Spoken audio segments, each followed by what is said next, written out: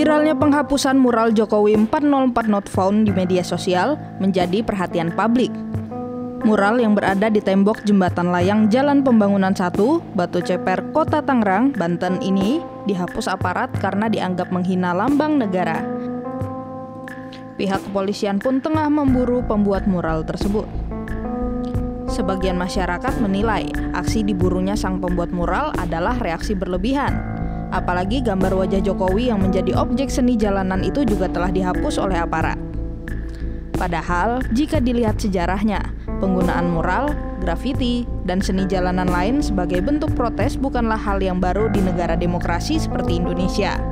Presiden Jokowi bukan presiden pertama yang menjadi objek mural bermuatan kritik.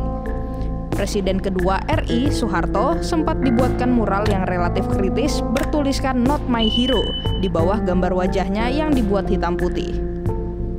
Presiden ke-6 Susilo Bambang Yudhoyono juga pernah menjadi objek kritik melalui media mural. SBY saat itu digambarkan dengan warna dominan putih ditimpali garis hitam dengan hidung panjang. Akademisi Fakultas Hukum Universitas Mula Warman, Herdiansyah Hamzah berkomentar terkait penghapusan dan pengejaran pembuat mural oleh polisi.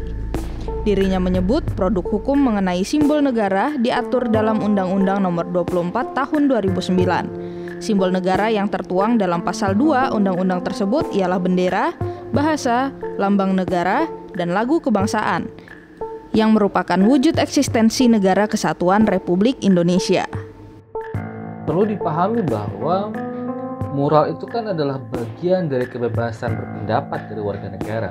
Kalau kita baca baik-baik misalnya ketentuan di dalam pasal 28E ayat 3 Undang-Undang Dasar atau konstitusi negara kita, itu jelas menyebutkan bahwa setiap warga negara berhak untuk mendapatkan ruang kebebasan berpendapat, berpikir, dan berserikat. Jadi yang menurut saya mural itu adalah bagian dari kebebasan itu yang sudah dijamin oleh konstitusi kita.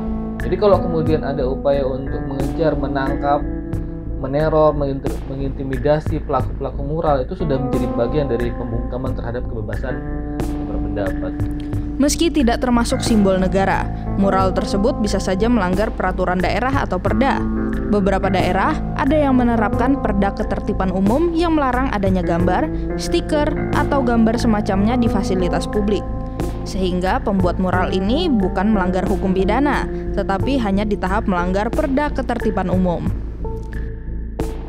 Presiden itu tidak dikualifikasikan sebagai simbol negara. Simbol negara itu ya bahasa, lambang negara, bendera, dan lain sebagainya. Jadi sangat tidak tepat kalau kemudian Presiden atau Jokowi disebut sebagai bagian dari simbol negara. Jadi ruang kebebasan berpendapat yang kemudian coba dibungkam dengan penyelidikan, penangkapan terhadap pelaku-pelaku mural oleh pihak kepolisian, itu adalah langkah-langkah yang tidak tepat dan menurut saya masuk di dalam kategori abuse of power atau penggunaan kekuatan untuk membungkam kebebasan berpendapat dari warga negara.